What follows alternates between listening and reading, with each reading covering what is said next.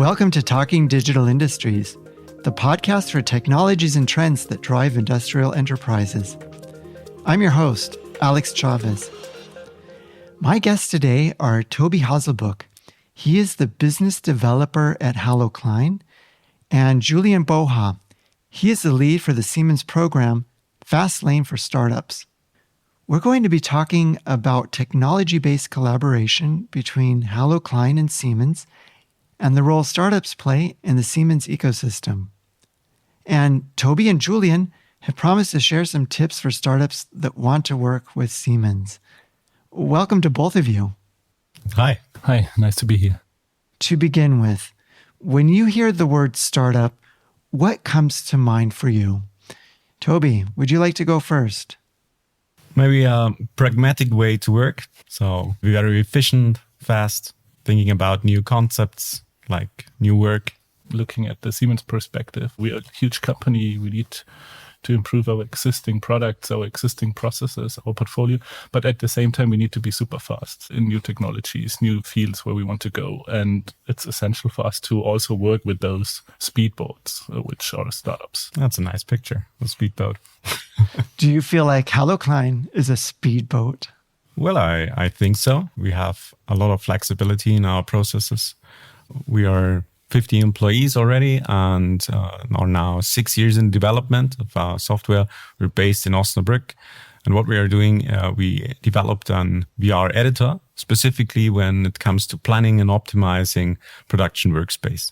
We are easy to use, and even somebody who has no expertise in industrial engineering or lean principles, etc., can use our software. So what our customers can do, they can dive into depth of workplace itself. So only where one person is working, or even building up a 3D version of their whole shop floor. So having more or less a digital twin of it. And that's also the future, what we are doing. So our customers are building up those data. And it's one element of their digital twin in the future. Julian, can you tell us a little bit more about how the Halocline solution changes work for engineers? Before Halocline, if you want to create a new workstation for a factory, you would get cardboards, like actual cardboards, create this workstation, build it up in a room, look if it works all from an ergonomic perspective, if it fits, if the frontline worker would then also be able to work properly with it, and then you would have to digitalize it. So you have a cardboard, imagine a cardboard sitting in a room, and then you test it, you evaluate it, then you have your final cardboard, so to say, your final workstation, and then you would take photos of it, and then you would put it into CAD, so digitalize it. And this takes quite some time, it's cumbersome, adjusting it is not that easy. And what Halocline does is basically all this in a virtual reality. So you have your virtual reality headset on and you can do it in this setup. And it's easier, it's faster. And what's also nice to add is that you get instant feedback on ergonomics. So if something is too far away, too heavy and stuff like this, Halocline also gives you insights about ergonomics for the worker. Yeah. It helps a lot the planning process itself. So when you want to have a much faster planning process, you can implement Halocline. And our customers are talking about that their cardboard engineering workshops are now 4 times faster than before. Only because you have much faster feedback loops. You can do it in one system. And normally you have to talk to different departments. You need different systems. And those loops are very slow, and we boost that one. It reduces the time it takes to set up those workstations. It's less cumbersome, it's faster to adjust. And it's also nice that you can do it basically from everywhere. So you save a lot of travel costs.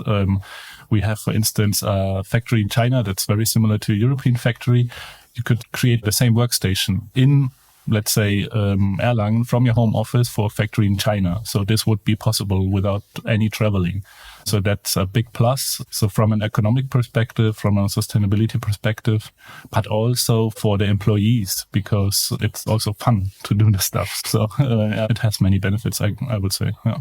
That's right. You can also look at it from the standpoint that there's less cardboard. Oh, yeah. That's true as well. Toby, for Halocline, what was it like working with Siemens? At the start, last year in September, we met for the first time. And since then, we came a very long way already. And so it felt really smooth. And that's not a usual case when you're working with a big company. You have big trouble to finding the right persons. Who do you want to speak with? That's a big question for startups. And what story do you tell them? And that's very time consuming. And that's normally my job. And with the program of Fastlane for Startups, we got that information on the table. And that's the best serving a startup can get.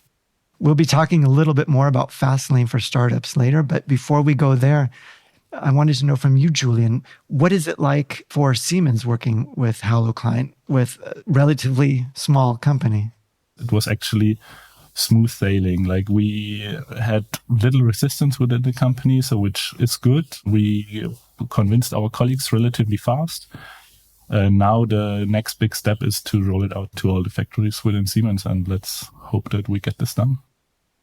Let's dive right into Fastlane for Startups. We've already touched on it, but why don't we go through this in a little bit more of an organized fashion? For those of our listeners who don't know what it's about, this is your chance for an elevator pitch.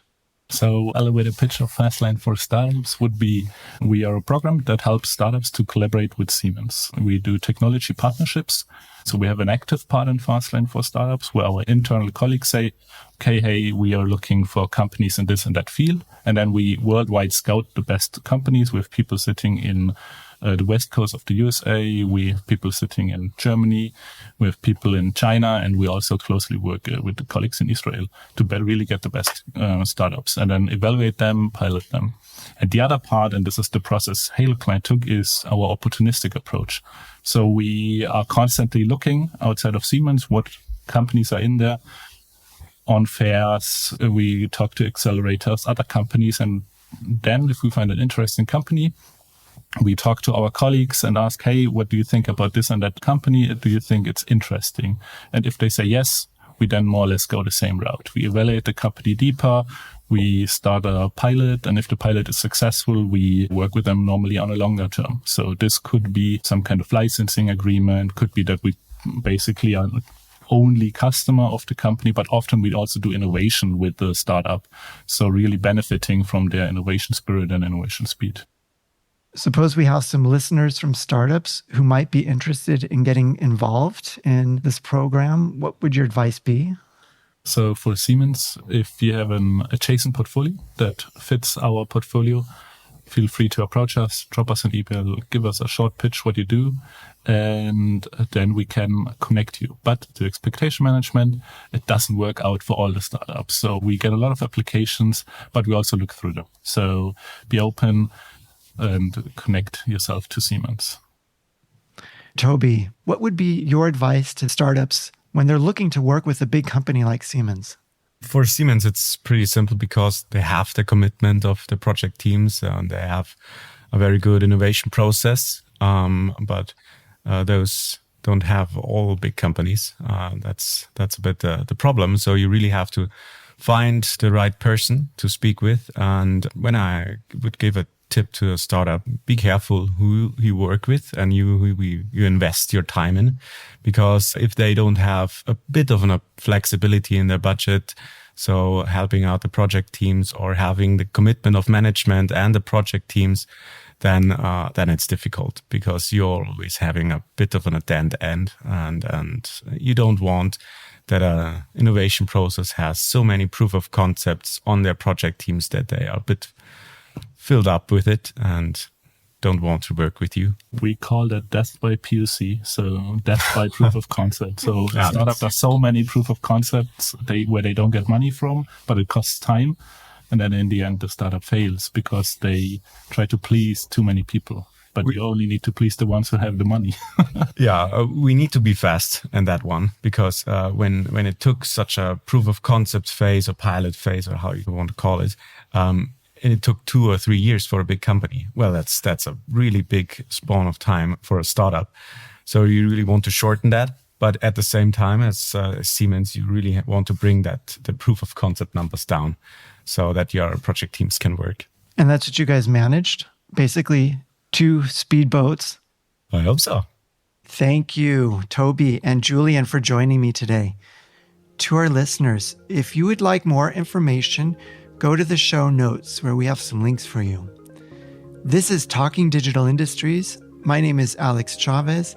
Thanks for tuning in, and we look forward to seeing you again soon.